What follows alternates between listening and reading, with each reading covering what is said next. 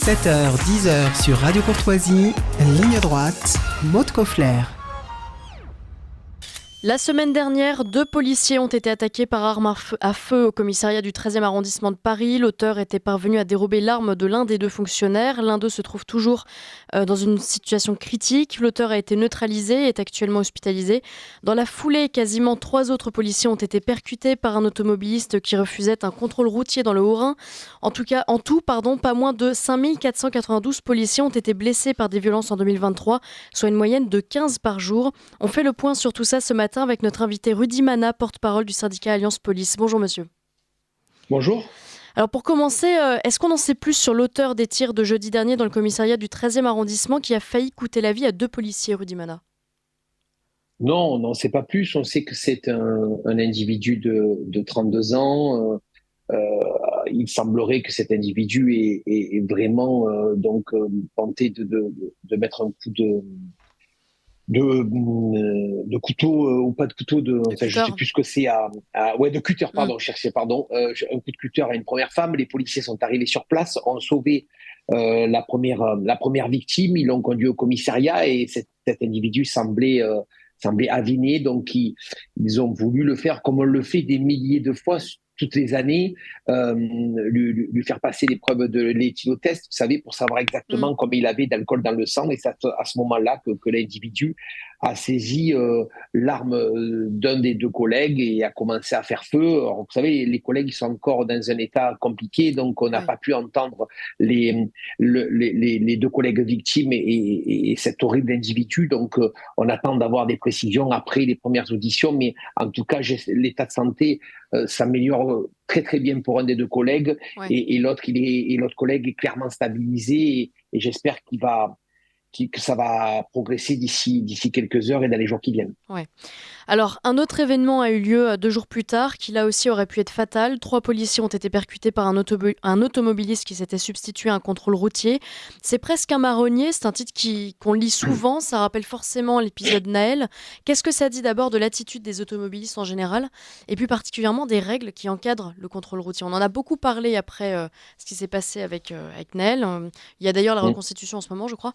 Vous, qu'est-ce que vous pensez de tout ça?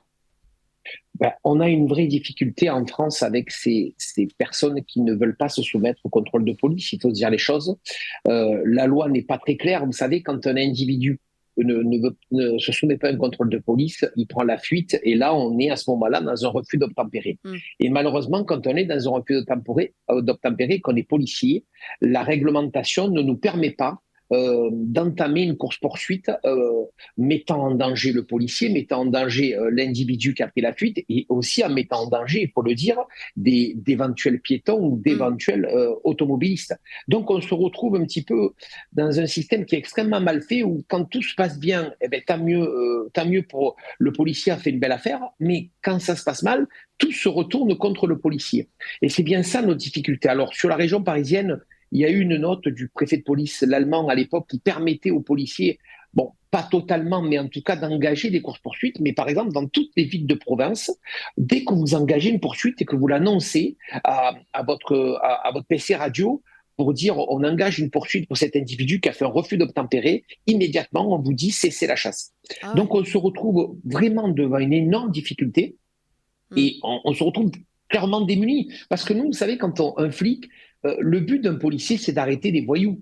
Quand quelqu'un fait un refus d'obtempérer, tout laisse penser qu'il a quelque chose à se reprocher. Vous savez, moi, j'en ai jamais fait de refus d'obtempérer quand j'ai eu un contrôle de police ou de gendarmerie. Tout simplement parce que même si j'avais pas mes papiers, je me disais, c'est pas très grave. Donc jamais je ne ferai un refus d'obtempérer.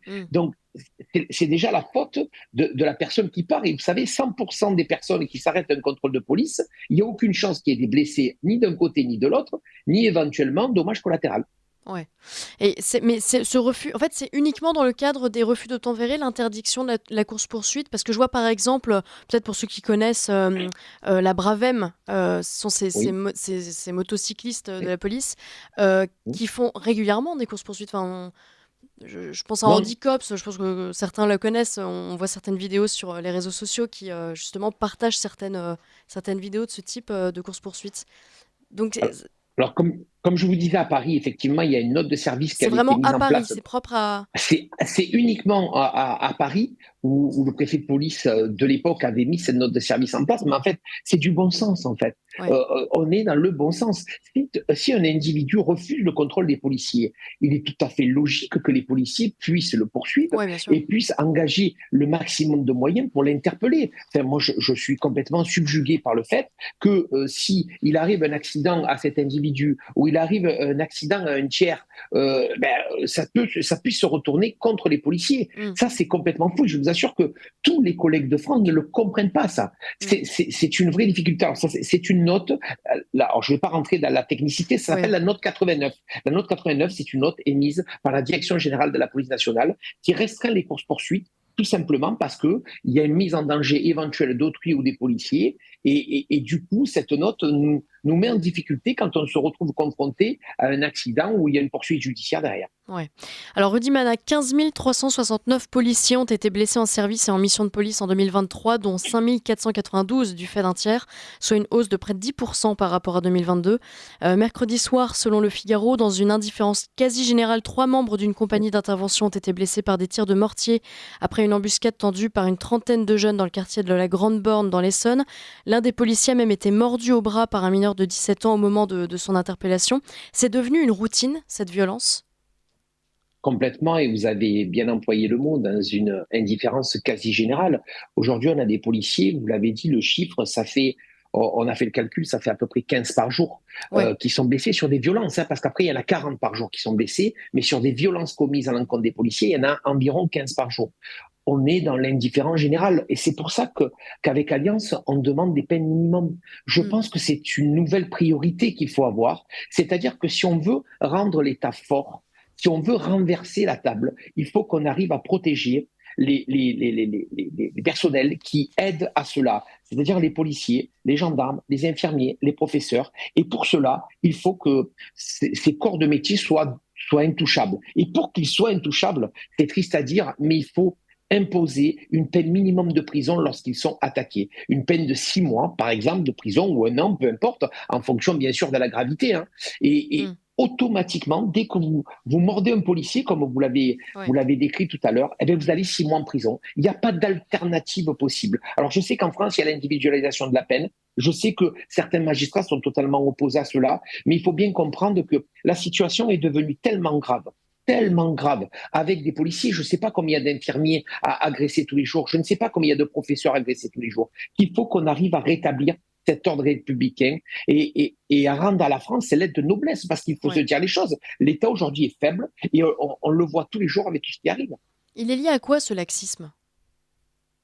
Vous savez, ça fait 50 ans que ça dure, le laxisme. Nouveau. Non, c'est pas nouveau, pas du tout. Et encore, je trouve que ces dernières années, ça évolue dans le bon sens. Mais en même temps, la situation est tellement grave qu'heureusement que ça évolue un petit peu. Mais ça n'évolue pas assez. On se retrouve aujourd'hui confronté tous les jours à des situations complètement folles. Moi, ça fait 27 ans que je suis dans la police.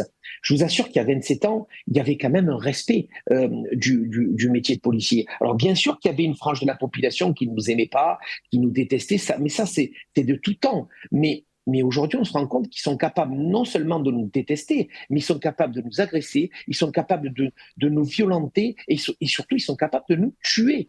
Et quand je parle des policiers, vous avez bien compris que j'inclus toutes les autres professions de l'État qui permettent de maintenir cette digue républicaine qui se fissure de tous les côtés. Ouais. Alors, à Saint-Chamond, dans la Loire, toujours la semaine dernière, c'est un homme de 28 ans connu pour radicalisation qui a fait irruption dans le commissariat en affirmant détenir des explosifs et vouloir tuer des policiers. Parmi les causes de cette montée de la violence, Rudy Mana, êtes-vous en mesure aujourd'hui de dire que la radicalisation islamiste prend une part importante et qu'elle est maltraitée en particulier par la justice, selon les moyens qu'on lui donne évidemment ? Est-ce que dans la police, on a conscience de ce phénomène ou pas ? Bien sûr qu'on en a conscience. Vous savez, si le nombre de collègues a été augmenté sur les renseignements territoriaux et sur les renseignements généraux, c'est pas anodin. On sait très bien qu'il y a une radicalisation croissante en France. On sait très bien qu'il y a une islamisation de certaines catégories de la population, notamment des jeunes et notamment en prison. Ça, on en a totalement conscience. Mais je crois aussi que cette ultra-violence, elle est due surtout à cette jeunesse qui est bercé par les réseaux sociaux, qui est bercé par tout ce qu'il voit et toute cette société de l'image. Vous vous rendez compte qu'aujourd'hui, quand il y a une agression, il y a des gens qui, au lieu d'aller aider la victime, préfèrent filmer pour mettre sur les réseaux sociaux et pour créer le buzz. Bon, Ouais. tout ça, c'est plus tolérable. Et quand on voit que cette société part dans une telle déliquescence, il est évident qu'on a du souci à se faire pour les mois et les années qui arrivent. Alors, autre phénomène récurrent à Villeparisis, c'est une policière seule et hors service au volant de sa voiture avec ses enfants qui avait été reconnue dans la circulation par 3 hommes dans un autre véhicule.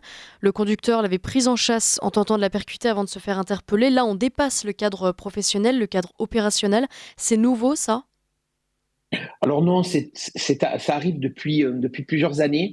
On l'a déjà connu que des policiers se fassent suivre à la sortie Ouais. de leur commissariat pour savoir où ils habitaient. On a aussi des collègues qui se font divulguer sur les réseaux leur numéro de téléphone, leur adresse personnelle. Ça, on Mm. l'a déjà vu, mais effectivement, c'est un phénomène qui s'accroît. Et là encore, ça va en corrélation avec ce que je vous proposais tout à l'heure, ces fameuses peines minimum. Ouais. Vous savez, ces 3 individus qui s'en sont pris à cette collègue, lorsqu'on les interpelle, il faut qu'ils aillent de facto, il faut qu'ils aillent en prison. Mm. On n'a plus le choix. Si on laisse des individus comme ça, avec de la prison avec sursis ou avec des peines alternatives, il est évident qu'ils ne comprendront jamais la sanction pénale. Et c'est ça la vraie difficulté qu'on a. Mm. Aujourd'hui, on est passé d'un sentiment d'impunité de ces gars-là depuis quelques années à de l'impunité pour certains d'entre eux. Parce que malheureusement, même si on peut dire que les prisons, ils font leur business, ou entre guillemets, je vous assure que la privation de liberté, quand même, ça les ennuie terriblement. Il ne faut Ouais. pas se voiler la face.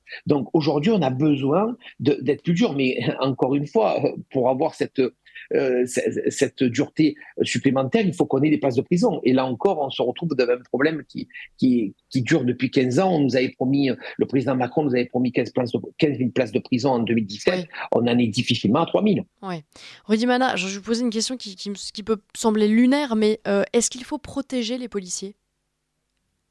Non, la protection des policiers ne se fera pas physiquement. Vous savez, nous, on est rentré dans un métier de la sécurité, on sait très bien se protéger tout seul. Il faut qu'on donne les moyens à ces policiers de se protéger légalement. Ouais.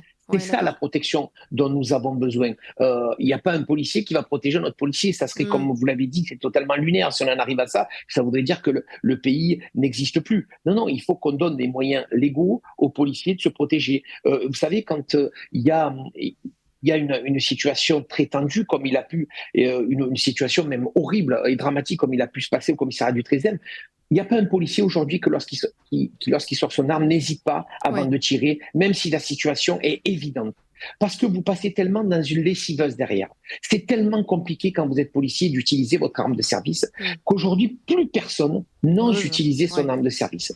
C'est ça la vraie difficulté. Et si on n'a pas ces moyens légaux de le faire, eh bien, vous savez quoi? Ça va aller de mal en pis. Ouais. Et ça, en face, ils le savent évidemment que les policiers sont Bien contraints sûr, par des mesures bien parfois sûr qu'ils le savent. franchement absurdes.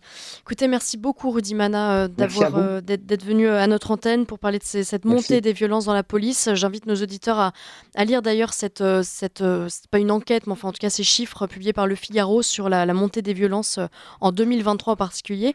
Merci Rudy Mana, à très bientôt sur Merci à Radio vous. Courtoisie.